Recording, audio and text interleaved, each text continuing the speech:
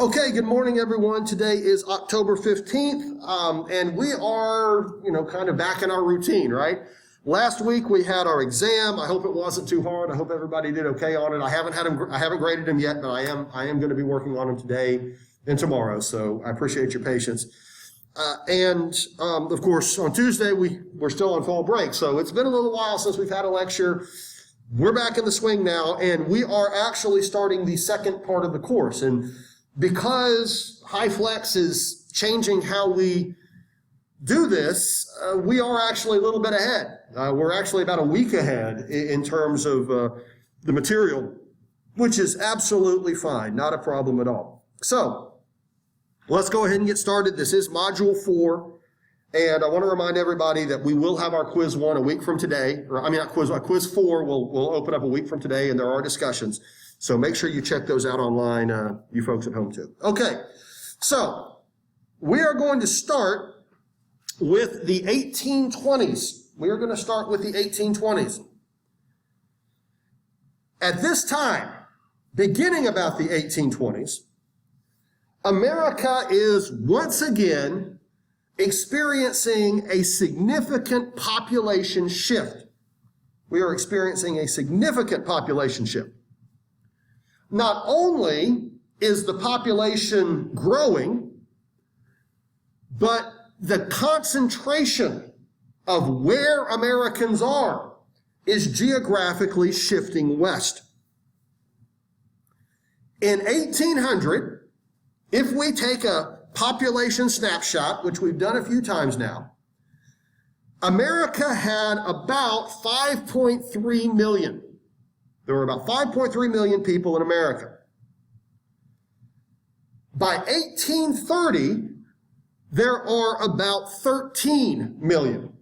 There are about 13 million. So in a 30-year time frame, we more than doubled our population.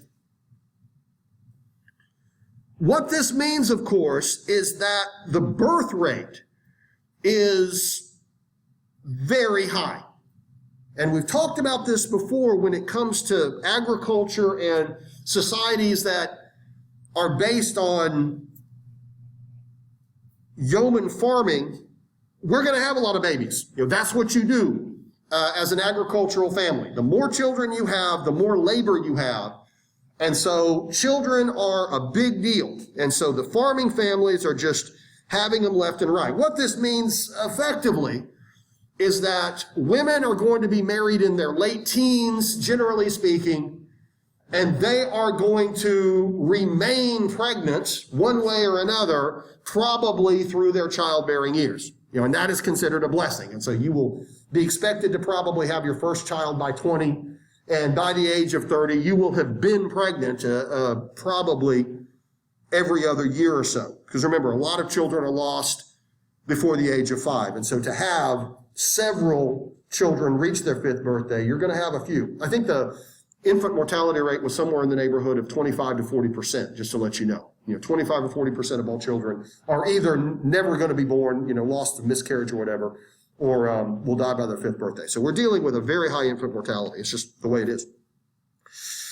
The next part of this is, as I mentioned, we are moving west. By 1830, 3.7 million Americans live west of the Appalachian Mountains. So we have not just risen in number, we have moved across the Appalachians in droves. And there's a whole lot of new states by 1830. All sorts of new states are in the Union. North of the Ohio River, there is Indiana, Illinois, Michigan, South of the Ohio River, we have Mississippi, Alabama. What we will see is a population that is driven by younger adults.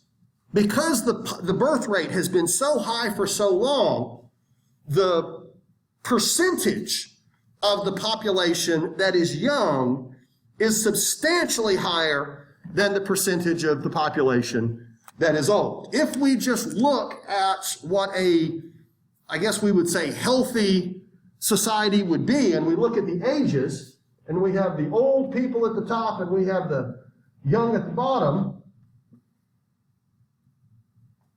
we would expect it to look like a pyramid, right? The largest section of the population would be young, and the smallest section of the population would be old. Y'all see that, right? Because, y'all see how that would work. Well, at this time, it looked more like this. I'm just playing around, but, it was more like a square at the bottom, where there's a lot of people in this age range. So it was bottom heavy. Now, what this means is we're going to have a strong country, because lots and lots of young people means lots and lots of labor. Are y'all following me? Lots of production in the fields, lots of activity in the cities, lots of economic growth. America in the 1820s was doing well in a lot of ways. Now, what's the scary part if we look at this that affects you? In the 2020s, 200 years later, what's the important part that you need to be aware of when we look at this triangle? It's getting top heavy, right?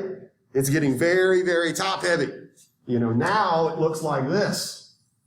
You see, with a lot of people at the top, that in an earlier society, let's face it, wouldn't be there, right? After World War II, there was 20 years of very, very rapid childbirth known as the baby boom. We couple that with significant advances in medicine, and all of a sudden people are living a lot longer, and there's an awful lot more of them to live longer. And so the young people work and support the old people who can't.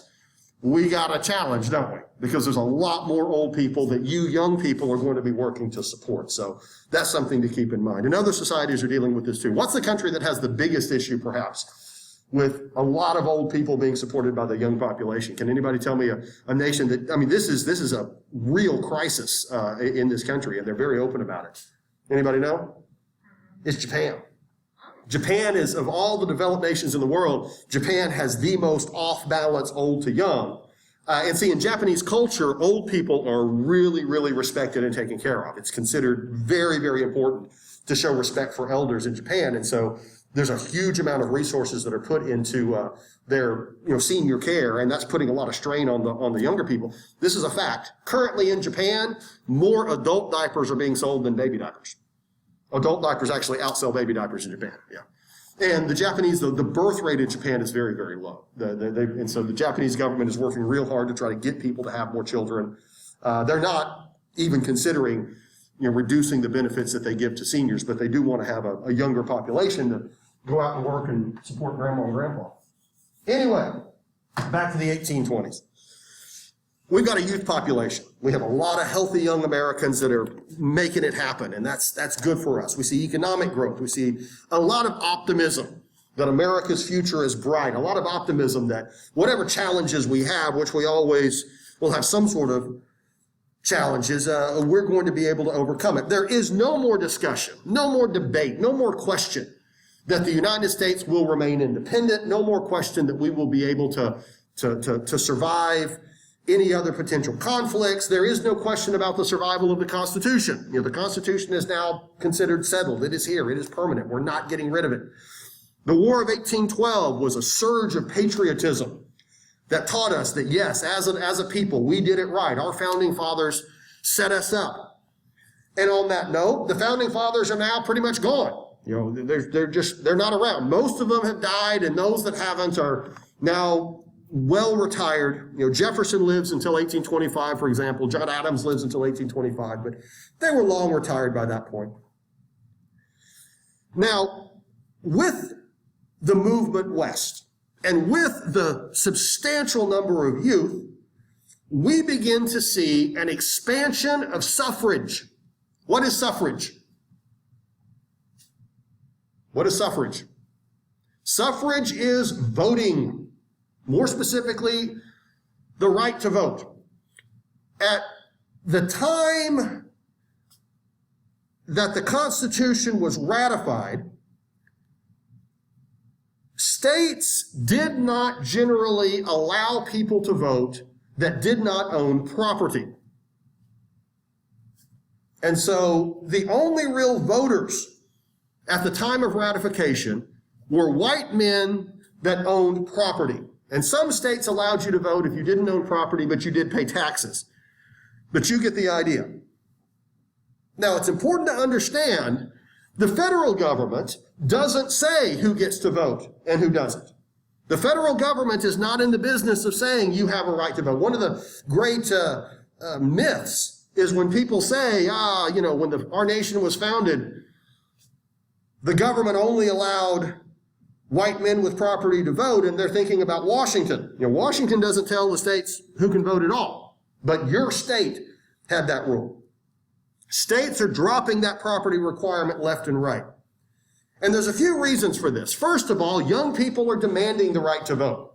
Young people are less likely to own property, right? And the young people are saying, hey, I want to vote. I'm playing a role in this. And so if you're a young man, and maybe you're not a property owner, but you work hard and the laws affect you, you're going to turn to your legislature and say, hey, give me the right to vote. And the guy that does push for that is going to get your support. And so there's pressure from young people. And also, there's pressure coming from the West for this. Western states were far more likely to not really care if you own property or not. And part of that is because just about everybody in the West owns property anyway. And so it's not really necessary. If you're going to move west, you're moving west to find property. And so it's pretty common to be a property owner in the West. But also, Westerners are just far more likely to be self-sufficient. Westerners are far more likely to embrace the idea of solving our own problems and taking care of ourselves. Once you get over those Appalachian Mountains, you're on your own, man. And so the idea of a much more natural democracy is part of that Western mindset. And so those states, they want everybody to vote. They want everybody to vote. And by everybody, I do mean white men still. At this point, women are still not extended the right to vote by any state. And of course, non-whites are not given the right to vote. We'll get there, though. Now, another part of this that we have to keep in mind is that the secret ballot was, generally speaking, not part of how elections worked. And once again, the federal government doesn't get involved in the voting process, as odd as that may sound. It's up to the states. And states did not have secret ballots. When you vote in public. Your vote is registered, who you voted for.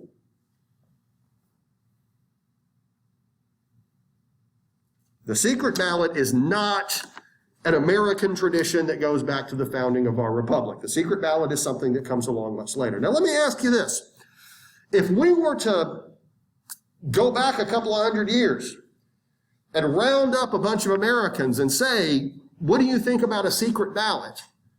They would openly say, we do not want it. They would say a secret ballot is bad. No, no, no, no secret ballot. Why do you think they would be against it? Because I don't know about you, but today Americans think that secret ballot is important, right? I should be able to vote and I should be able to keep it private and it's none of your darn business who I vote for. The people back then would have looked at it entirely differently. Why do you think they would have said that's the wrong approach? Your vote should be on record. We should never have a secret ballot. Why would they consider that important? What's going on with that? I don't know. Maybe they didn't want to get in trouble. Well, yeah, okay. How about this? If you are too scared to let people know your opinion, do we really live in a free country? Right? Think about it. If you are a free person, you should be able to say who you support without fear of retribution. You see what I'm saying? Something has gone wrong with a society where the voters feel they have to hide their vote. Remember, we have freedom of speech in this country, right? So isn't it kind of a violation of free speech? Or isn't there something wrong with that? If you say, I have the freedom of speech, but I'm too scared to tell you who I support. Are you following me? Let's put it this way. How about this class? We'll play this class. We've got an election year coming up. What would you think of me if I said, you all have to support candidate A or I'm giving you an F? Y'all would be like, no, right? I'll vote for whoever I want and that shouldn't affect my grade. Y'all get where I'm coming from, right? Something would be very wrong with a class if your teacher came in and said, you have to vote for this person or you're failing. Something's wrong. Don't hire that teacher, right? That is definitely not a class you would want to teach in, right? And so society's kind of the same way. You can vote for who you want. You can express your opinion. You are a free American. And that means that you should be proud of your opinion. And you should be able to respect your neighbor who thinks differently than you, right?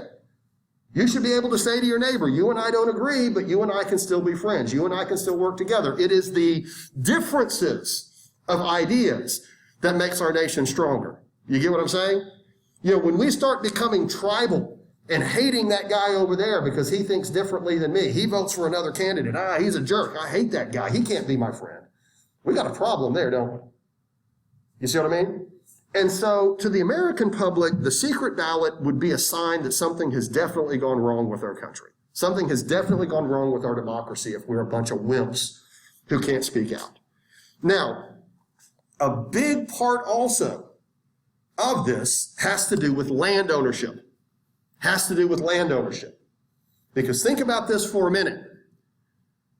If you don't owe anybody anything, if you own, and this is the nation of farmers here, if you own your land free and clear, it is my land, my title, I farm it, this is me, are you going to be afraid of anybody? You going to hide your vote then? Of course not, right? Why would you fear anybody if you own your own land and take care of yourself and solve your own problems and nobody's got anything on you? You're going to speak your mind, aren't you? What happens if you have borrowed the money for that land? What happens if you're renting that land? What happens if the bank owns that land and you're paying the bank back? All of a sudden, you have to think about that stuff, don't you? Right? The bank gets a hold of you and says, we really want candidate A to get elected, and you're behind a month or two on that payment. Boy, we'd hate to foreclose. What's that? Is it like blackmail? Of course it's blackmailing. That's the whole point. Right? No, you don't want to live in a society like that, do you? Right? Why did we bring the secret ballot in place then? It has to do with, what's that? So blackmailing wouldn't happen? Exactly. And the reality was that was happening. You see, once we industrialized and once factories started popping up, right, and millions of Americans were now working in factories, and we didn't have a secret ballot, factory owners were telling all of their workers, go vote for this guy. And if you don't vote for this guy, you're fired. You see? And so factory owners then suddenly had thousands of votes that they could count on because their workers needed their jobs. So the only way to fix that was the secret ballot. Are you following me? And so secret ballots emerged because of industrial labor, because your job now depends on you not expressing your opinion. So do you think that blackmailing doesn't happen now, like today? Well, you see, I think that it does to a certain extent, but it can't really happen because, again, we have a secret ballot, right? So I can say you have to vote for this guy or you're going to get fired, but when you go into the voting booth, you can push any button you want. You see, I'm not allowed to look over your shoulder. But you're touching on something that, again, we have to kind of think about this. If we don't have a secret ballot, maybe it's not your employer that's saying you have to vote for this person. Remember, no secret ballot.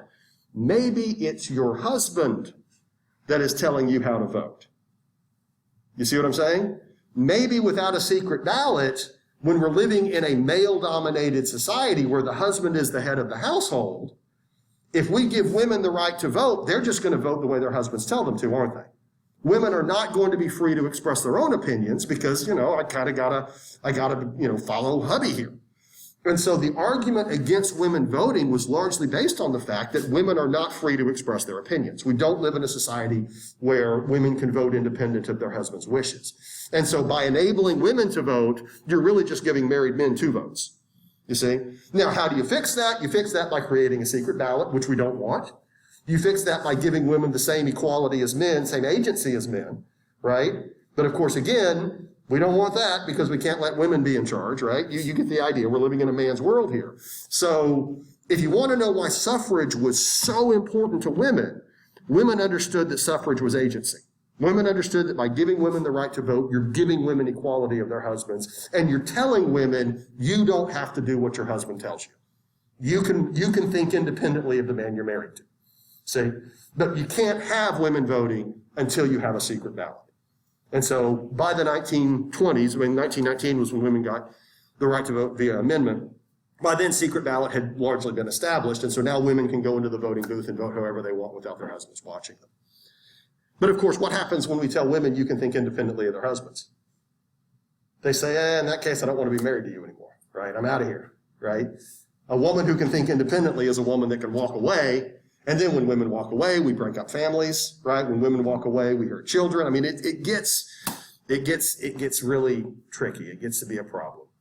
I think women voting has radically changed society in a really positive way because it's opened the door for everybody to actually be important, because women voting then led to everybody else being able to. But these things have to be debated. But anyway, at this point, no secret ballot. Bad idea. Bad idea.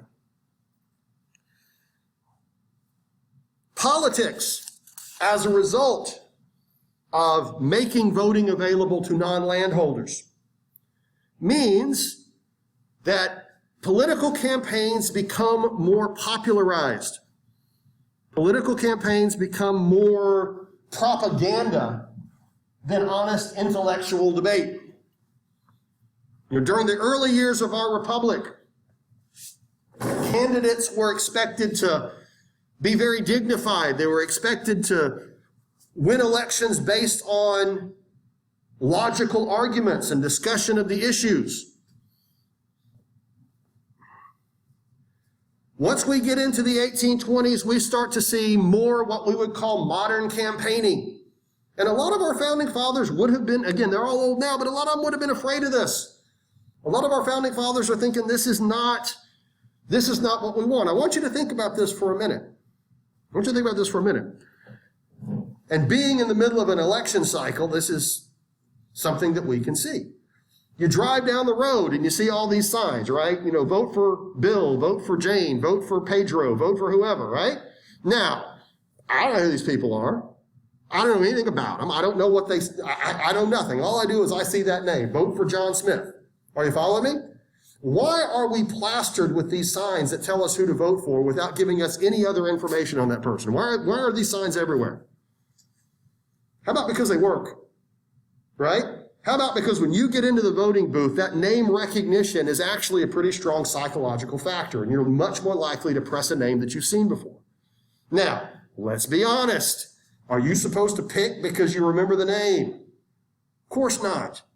You don't know anything about that person, yet you've been told to vote for that person, and you're much more likely to do so because there's more of his signs out there than somebody else's. You get what I'm saying?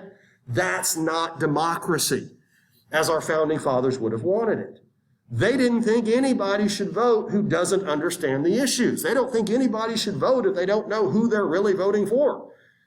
Why am I voting for this person? And where does he stand on the issues? What kind of talent does he have? What is his experience? Is he somebody who I would really support? Well, I don't know. I just saw his name on the sign. So how about yes? You get the problem? And so that's where politics is going. And a lot of people are troubled by it. There's a lot of controversy there. But we start seeing modern campaigning. We start seeing advertisements, vote for this guy, vote for that guy. We start seeing sloganeering, songs and parades and stuff like that to try to encourage people to vote for Tweedledee or Tweedledum. And I don't know. I think this is more like manipulation, isn't it? I think this is more propaganda.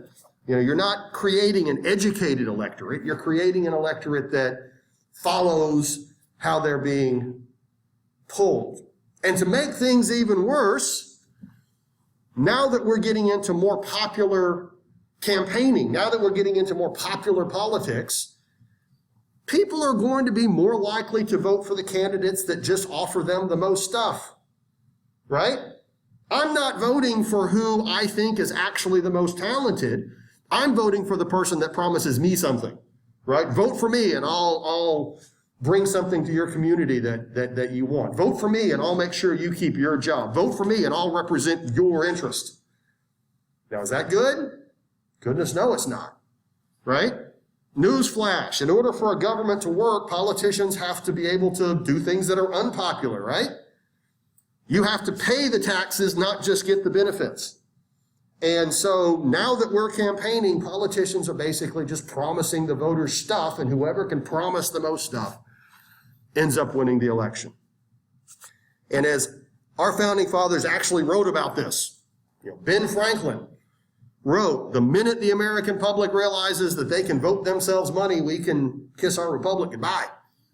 The minute they figure out that they can just vote for the politician that gives them the most, we're not America anymore. That's just, we're going down the drain. And there were others that pointed that out too, but that's the direction that we're going. Let's talk about the election of 1824, and here is a caricature of it. Political cartooning is kind of becoming popular at this point. Oh, there's Clay. We are going to have 4 major candidates that run in 1824. They are John Quincy Adams, the former Secretary of State. Now, what does he have going for him? Well, in addition to having that political experience, he's also got that name recognition, right? Now, think about that for a minute, right? Popular politics. I'm voting for that guy because I recognize the name. And it doesn't get more recognizable than being the son of a former president. So there you go. So Adams is clearly a strong candidate. We have Henry Clay, and I've actually got a picture of him right here. Henry Clay is now an experienced senior member of the Senate. He is respected. He is from Kentucky, so he's a Westerner. He had been a big proponent of the War of 1812, which at the time, didn't make him look too good when Washington was on fire, but by the 1820s, that hawkishness was actually working in his favor. So he is a popular, strong candidate. We also have the man himself, Andrew Jackson, General Jackson, the hero of New Orleans.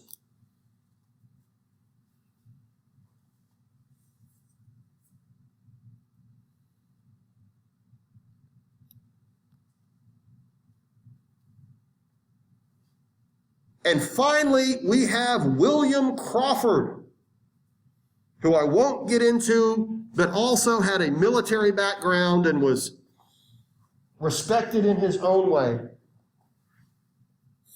Now remember, the person that becomes president is not the person that quote unquote wins the popular vote. The person that becomes president wins in the Electoral College. When you go to vote in 3 weeks, you're not voting directly for Trump or directly for Biden or directly for whoever else you might vote for. You're voting so that somebody will go up to Washington and vote on your behalf. And Mississippi will get 6 electoral votes. So there will be 6 votes for president from Mississippi, and they will either be all Biden votes or all Trump votes. And in order to become president, a candidate must get 270 electoral votes. Mississippi has 6. Other states that are larger have considerably more. Now, at the time, it wasn't 270. At the time, the number was different. But see, we had 4 candidates. And you don't win by having the plurality. You have to have a majority of the Electoral College. And so this is how it broke down. When the votes were finally tallied, John Quincy Adams had 84 electoral votes, which gave him 30.9% of the popular vote. Andrew Jackson had 99 electoral votes and 41% of the popular vote. Henry Clay had 37 and 13%, and William Crawford had 41 and 11.9. So Clay and Crawford are definitely considerably less. They have done far worse. Now, if you look at this, we see Jackson got the most of everybody. He didn't get a majority, but Jackson was by far the most popular candidate. Well, the Electoral College holds vote after vote after vote, and nobody is willing to back down and give anybody a majority. Now, if we're going to be honest, it probably should be given to Andrew Jackson. He didn't get the majority in anything, but he is clearly the most popular. Are y'all following me? What does the Constitution say? If the Electoral College cannot reach a majority, who picks the president? House of Representatives. Yeah. The House of Representatives picks the president. Well, now it's got to go to the House of Representatives.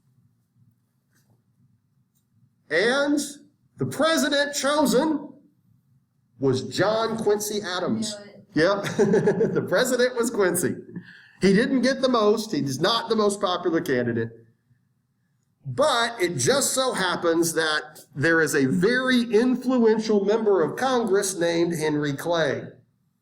And Henry Clay organized for John Quincy Adams to be chosen, even though, again, as I keep saying, Quincy was not the one that should have been chosen. Now, why is this? Well, number one, John Quincy Adams and Henry Clay were politically on the same page. Their political ideology was more in line with the old Federalist Party. They would later form a political party around this. And so ideologically, Henry Clay supported Quincy. Ideologically, he and Jackson were polar opposites. Clay did not like Jackson, and Jackson did not like Clay, and this was before the election and definitely after the election. Secondly, this was never official. But there were rumors that John Quincy Adams made Henry Clay promises. You get me elected president, and I will take care of you once I'm in office. There was a backroom deal that was made for Henry Clay's benefit. And sure enough, after Quincy became president, he appointed Henry Clay Secretary of State.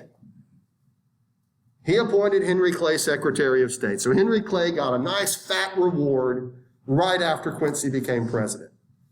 Now, why is Secretary of State important? Well, I want you to think about this for a minute, okay? Just connect the dots.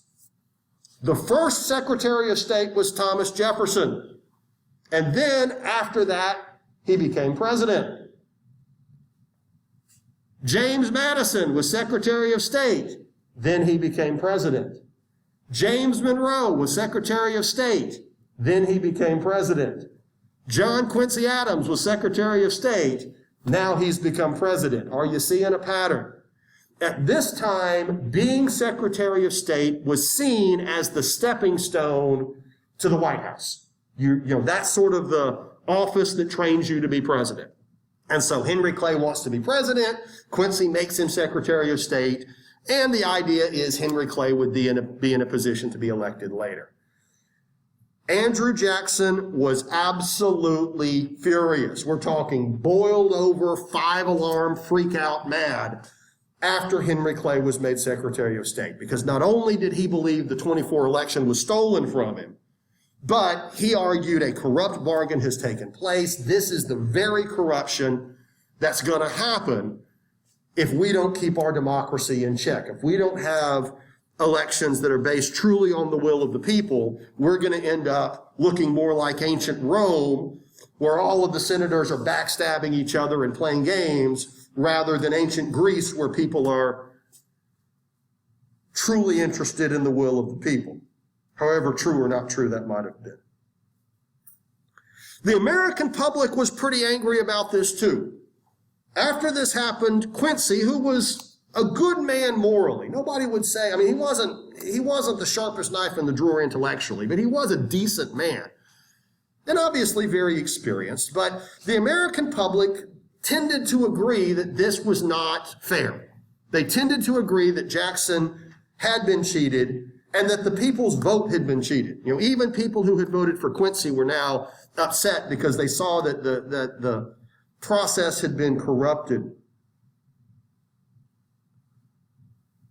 Jackson turns around and runs again in 1828, and it is a nasty election. It is a really, really aggressive campaign on both sides. Never in American politics had the two sides been as mean to each other, been as insulting to each other. Quincy hired, hitmen basically to just come up with all kinds of horrible things about Andrew Jackson. And rest assured, Jackson had no problem speaking his mind, and this was a real ugly campaign. Perhaps one of the worst parts about it was what you see here on the right. This is known as the Coffin Handbill. Back when Jackson was fighting the Creeks, he had several of his men hanged. He hung some of his own men because they had walked away from sentinel duty. And it gets a little complicated, but the short answer is, when it comes to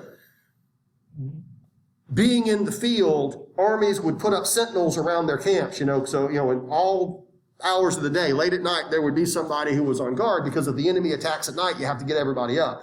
Now, it's understood that under no circumstances can you ever not be on sentinel duty, because, of course, if the sentinel falls asleep or if the sentinel walks off, the enemy can attack, and can surprise attack, and you can lose. And so one of the rules, and this would be all the way up to the modern era, is that we're going to hang you if you don't stand by sentinel duty. If you fall asleep on the job, you are going to get hung. And that way everybody knows you don't screw this up.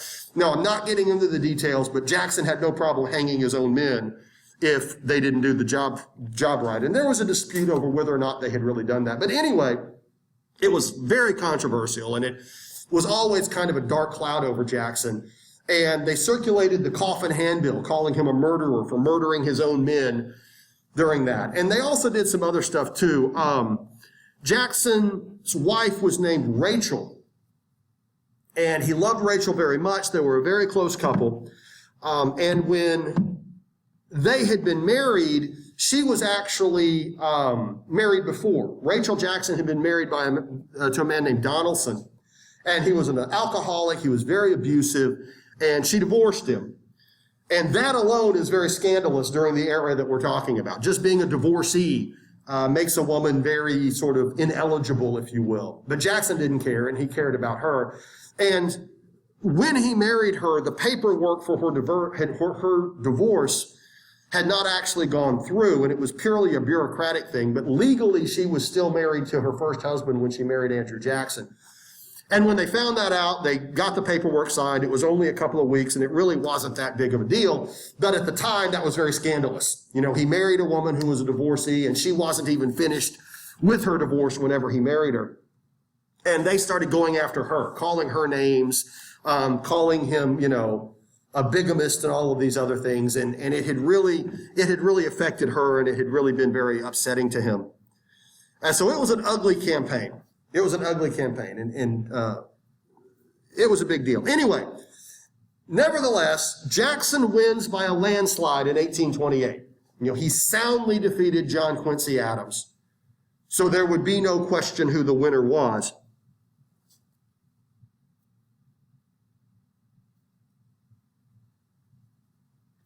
Adams would not leave politics. He would turn around and become a member of the House of Representatives. And so Quincy never left Washington. And he would become a big outspoken opponent of slavery. He would become an abolitionist, although he never used that term.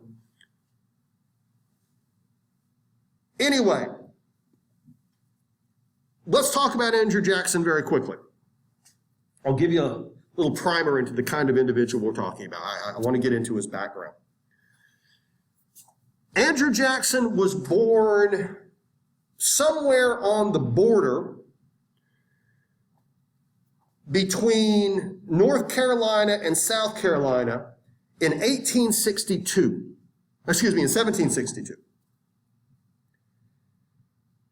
His family was poor farmers. His father died when he was very young.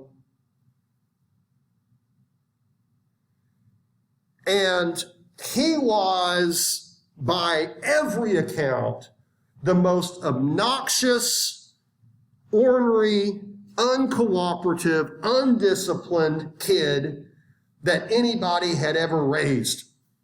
Everybody just couldn't stand him. As a matter of fact, he was getting passed around from one relative to the next because none of them were willing to let him live with them for too long.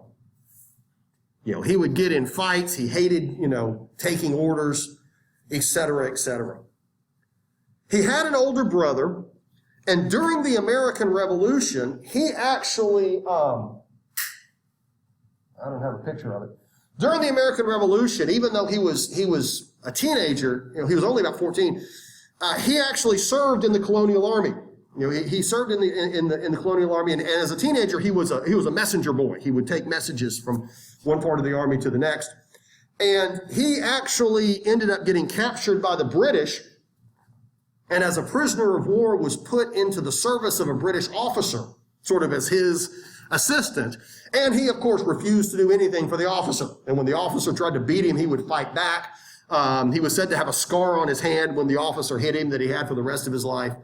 And he hated the British for the rest of his life as a result of it. His brother actually died during the war, caught smallpox and died. But I hope you're getting an idea of what kind of personality we're talking about here. As a young man, he moved to what would become East Tennessee. He became a self-educated lawyer, eventually moved to Nashville, and he made a lot of money speculating on land. And by the 1890s, he was a bona fide planter. With his own land, he had slaves. He was very good at making money. One of Jackson's core philosophies was the absolute refusal to go into any form of debt. He paid for everything himself and would not ever buy anything on credit. In his mind, debt was a version of slavery, and you should never owe money at all because the person you owe now owns you. And he believed that debt itself was corrupting, and anyone who is in the business of loaning money is effectively evil as far as he was concerned.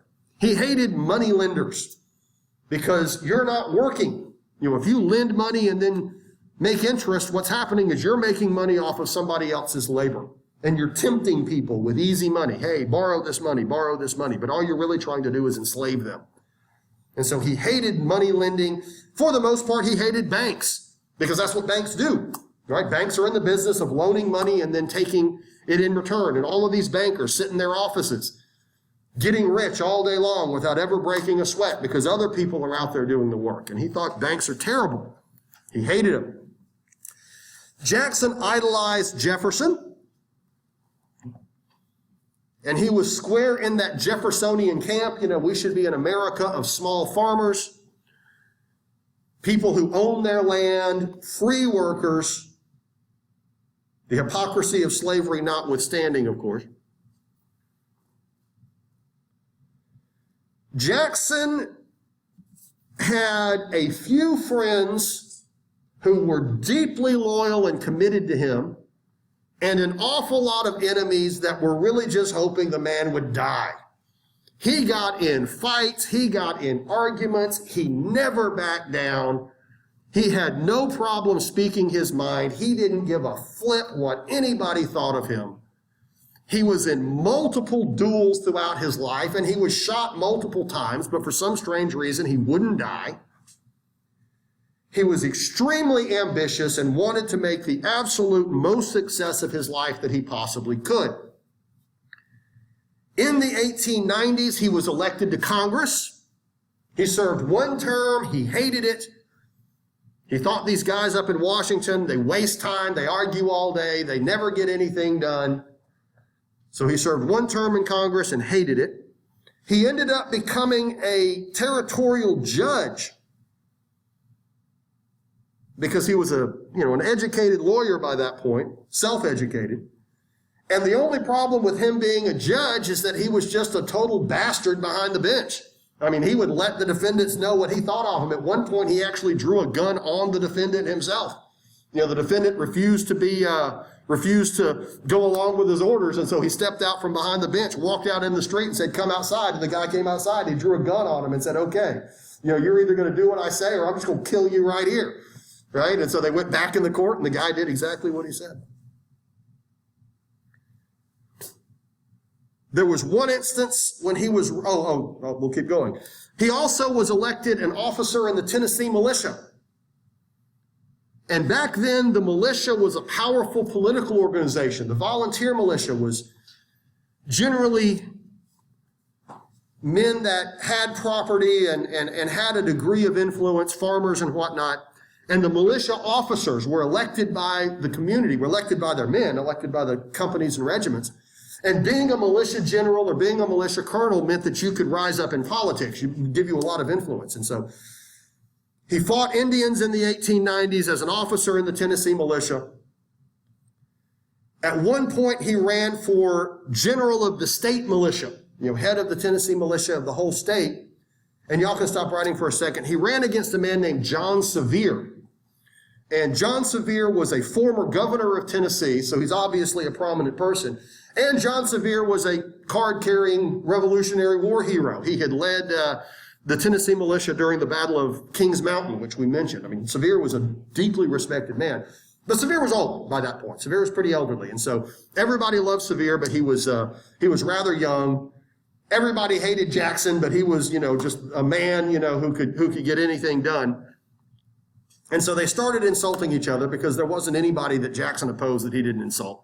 And they're insulting people in the paper. At one point in downtown Knoxville, Jackson saw Sevier. They ran into each other, and Jackson screamed an insult at him. And Sevier looked at him and said, well, I might be an old poltroon, but at least I didn't go off to Natchez with another man's wife, right? Referring to Jackson as a bigamist, because he had married his wife before the divorce was final. And at that point, they almost started shooting at each other. They finally agreed to duel outside of town in Indian Territory over that insult, which Sevier didn't want to do because he was old and dueling was considered, uncouth, but Jackson did it all the time. And when they got out there, there was a big chaotic situation. Both men had to have a second, which sort of looks out for their interests. And a horse got startled, and one section drew on Jackson, and Jackson drew on the second, and Sevier went and ran behind a tree because sooner or later someone's going to get shot. There was another situation when Jackson got in a duel with a man named Dickerson over a horse bet. And nobody really knows what the horse bet was, but they know that Jackson didn't feel like the bet was right. And they started insulting each other, and so they finally agreed on dueling. And by the way, Jackson was a terrible shot. He couldn't hit a barn with a gun, but he didn't care because, he couldn't die. And Dickerson was known as a crack shot. He was known, and Dickerson had been in duels and was known to kill people with them. Most of the time when you duel somebody, you shoot in the air, but that's not how things went with them.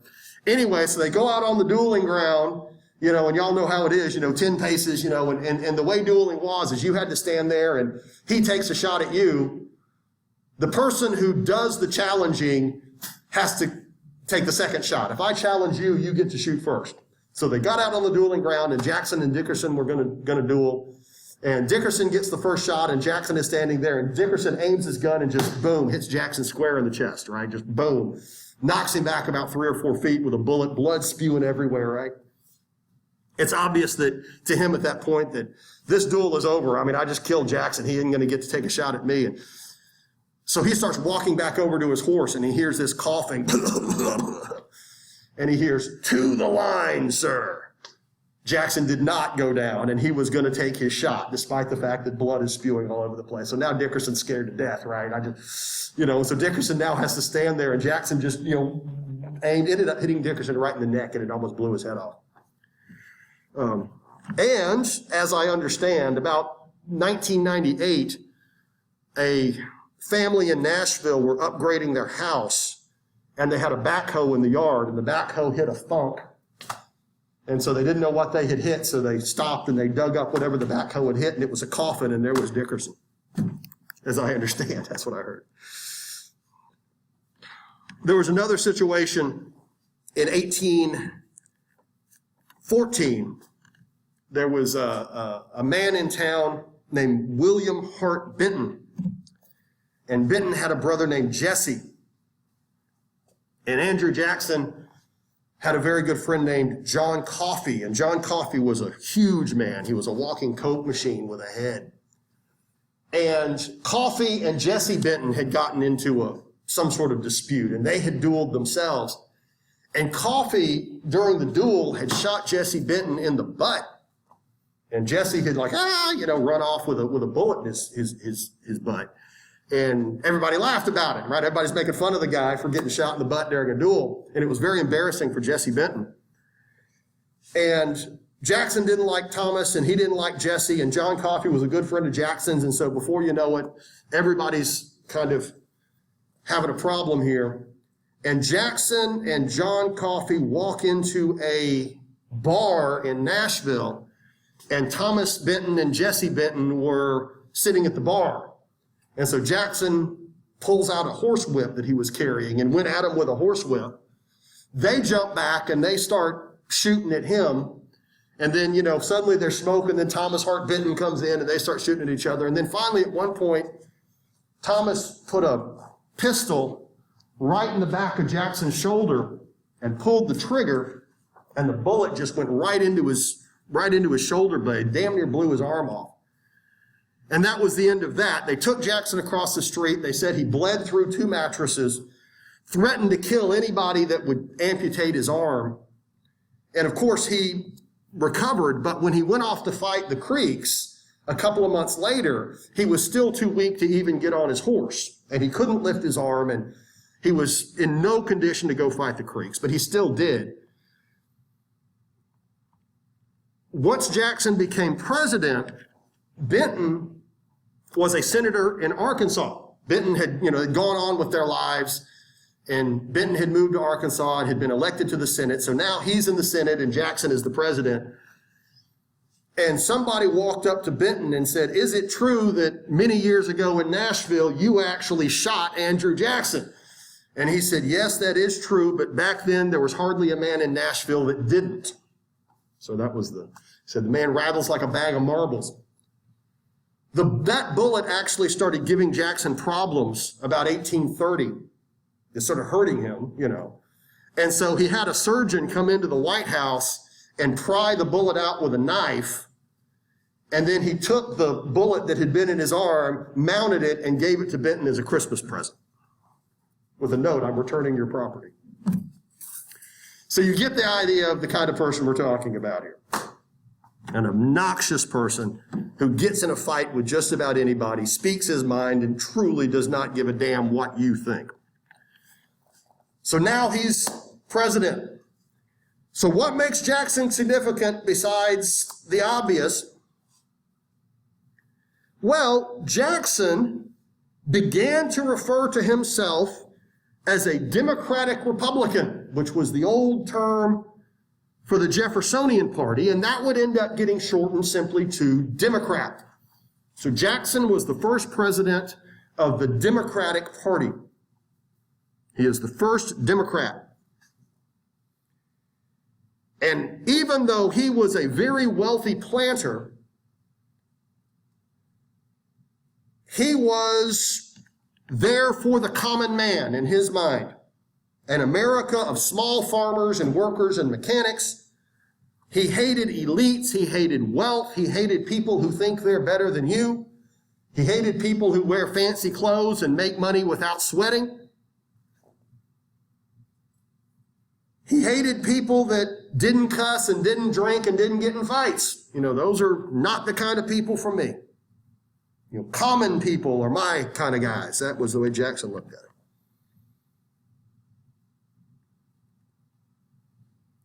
He was the first Westerner, the first man from west of the Appalachian Mountains to take the White House. And if you think about it, he's the first man to come from the common classes and become president. He is the first president who was not elite in one way or another. He was born dirt poor and made himself wealthy. He is the first man to rise up and then become president. In his mind, it is the West that will define the United States. this Western movement and the westward growth that represents what makes our nation best. And again, the guy in the overalls that plows the field is 100 times better than the rich guy behind a desk.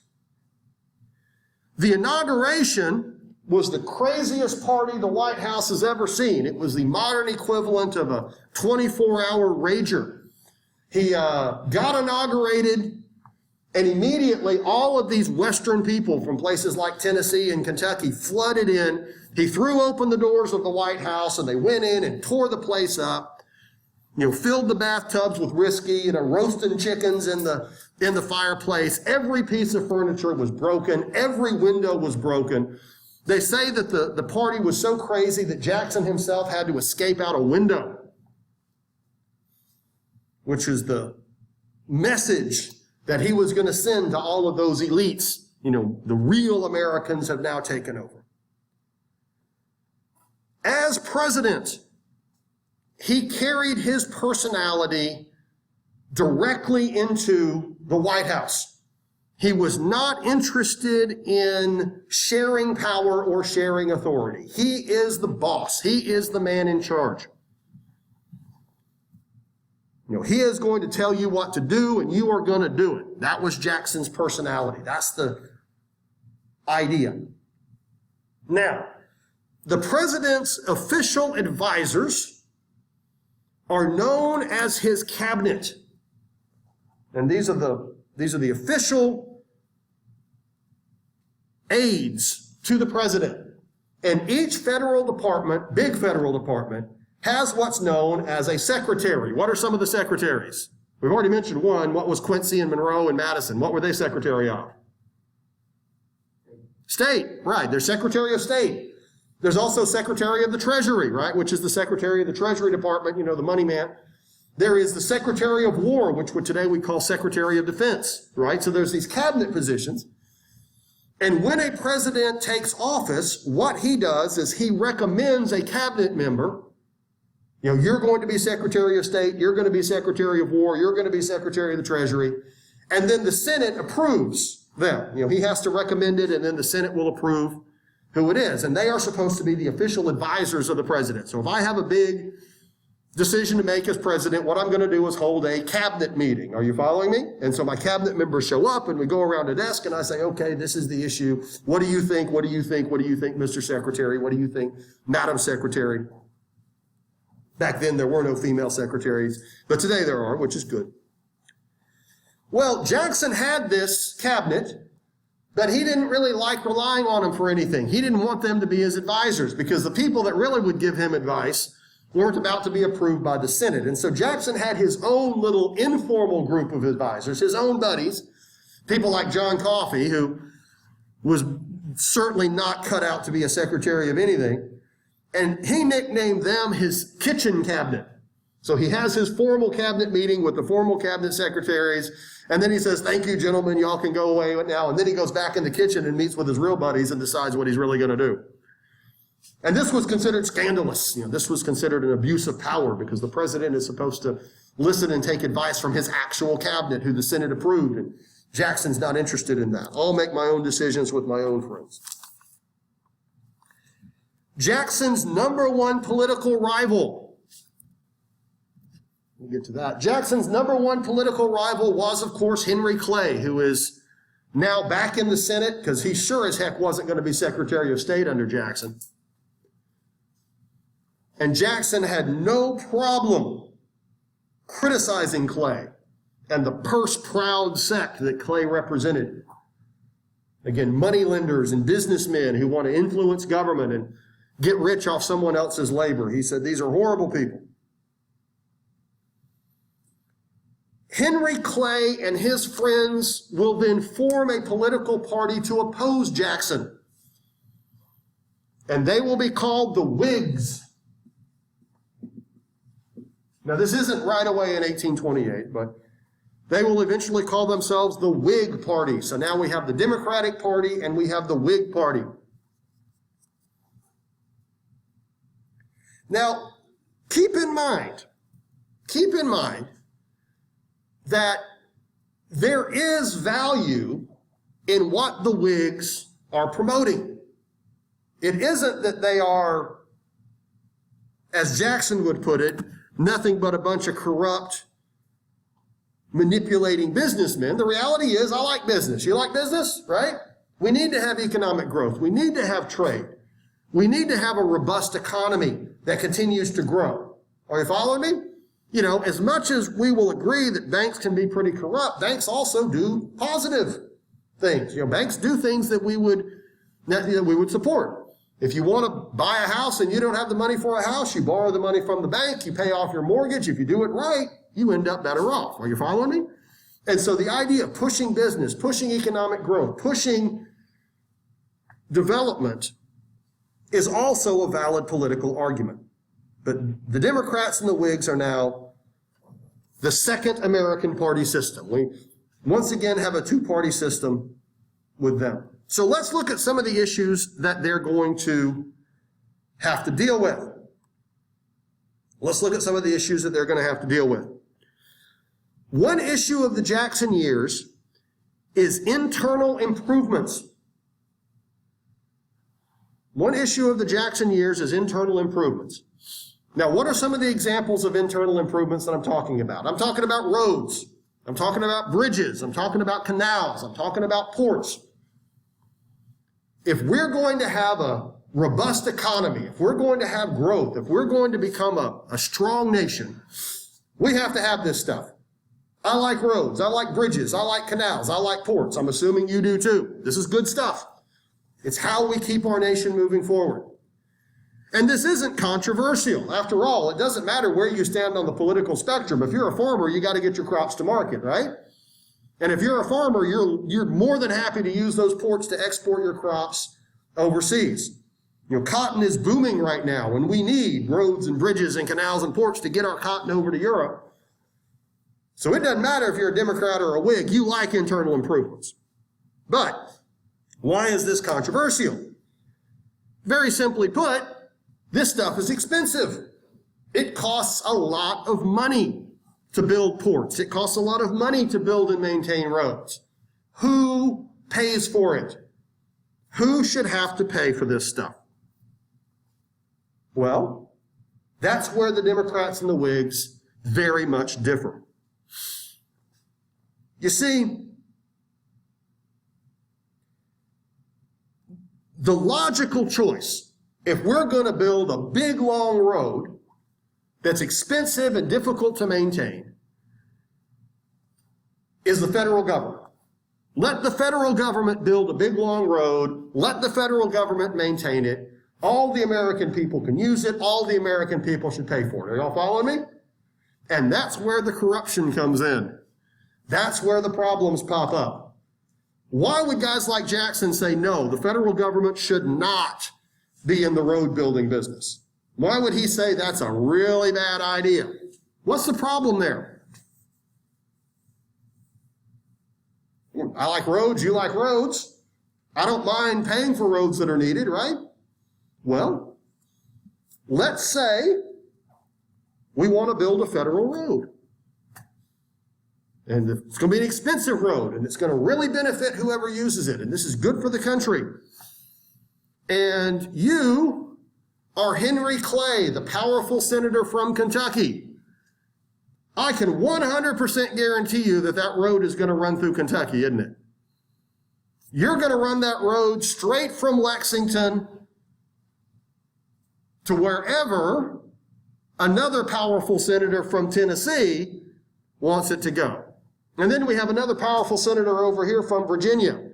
So I think we know where this road's going to go, right? It's going to start in Kentucky, it's going to go through Tennessee, it's going to end up in Virginia. Now, who's going to pay for this road?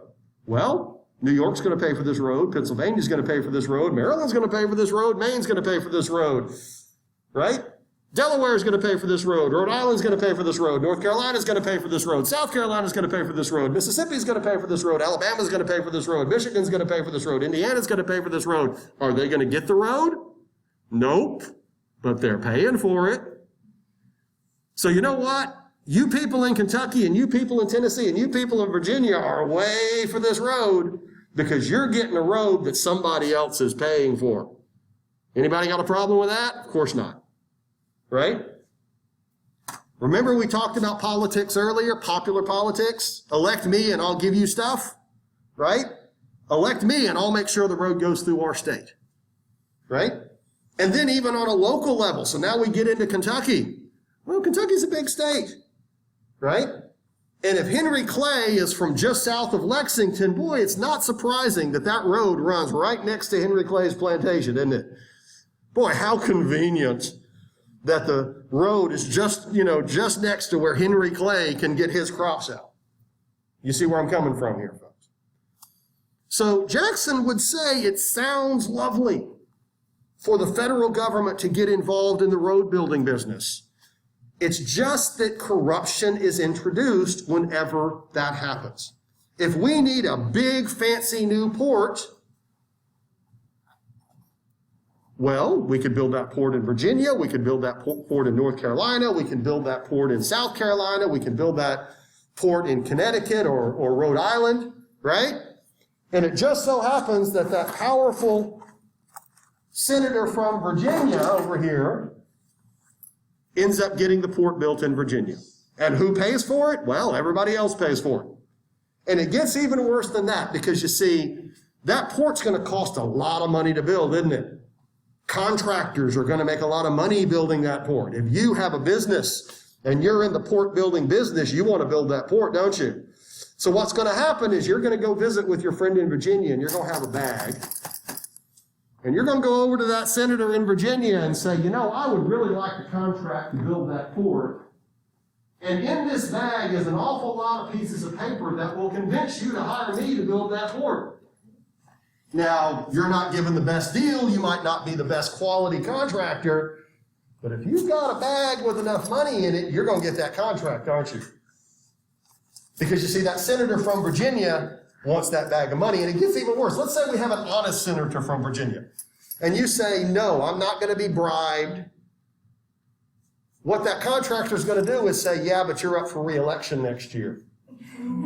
And your opponent would really like this money to campaign against you. So I can give the money to you, or I can give the money to your opponent. Pick your, So, the Democrats say federal money on internal improvements is just an open door for corruption. It is an open door for the American people to get ripped off and for politicians to not be interested in governing the best, but for politicians to be interested in promising stuff and cutting deals that really are unfair. So if Virginia wants a port, Virginia can pay for the port itself. If Tennessee and Kentucky and Virginia want to build a road for themselves, how about they pay for it? Right? How about we have private roads? Let's let a private company build the road. Turn it into a toll road. That way the people that use the road pay for the road. What's so terrible about that? Right? Don't use the road, you don't have to pay for the road. And politicians then aren't going to be tempted to be corrupt that way. So, spending on internal improvements. Now, guys like Henry Clay would argue if we don't have the federal government involved in this, we're not going to have internal improvements. If the federal government is not involved in building roads that go from one state to the next, big expensive projects that take a long time, this stuff's not going to get built. We have to have the federal government involved in big national projects. And so it's unrealistic to think that we're not going to do this stuff. So there's a debate, and you can see both sides of it, right? You can see both sides of it. The first federal road was actually built in 1808, and it cost $7 million, and it went into the West. Madison approved it, and even Madison was concerned about it. He didn't like it. He didn't like it. In 1830, a big road bill was passed in the Congress to spend millions on building roads all across the country. The road bill. And of course, Henry Clay pushed this through the Senate using every tool in the book, every tool in the box, and Jackson vetoed it. The federal government will not spend money on roads. We will not corrupt our country that way. And it was controversial, right? Because then Henry Clay can go turn to all you farmers and say, we would have built roads for you to get your crops to market, but old Hickory in office isn't going to let it. Old Hickory obviously hates the farmers, right? He doesn't want you to prosper. You see where I'm coming from here, right? All right, why don't we call it a day? We're pretty much out of time anyway. I want to get on other stuff later. I'll talk to y'all later. Look, if anybody has any questions, I will get in touch with you, have any questions, and I'll be working on the exams today and tomorrow. Okay, so y'all take care.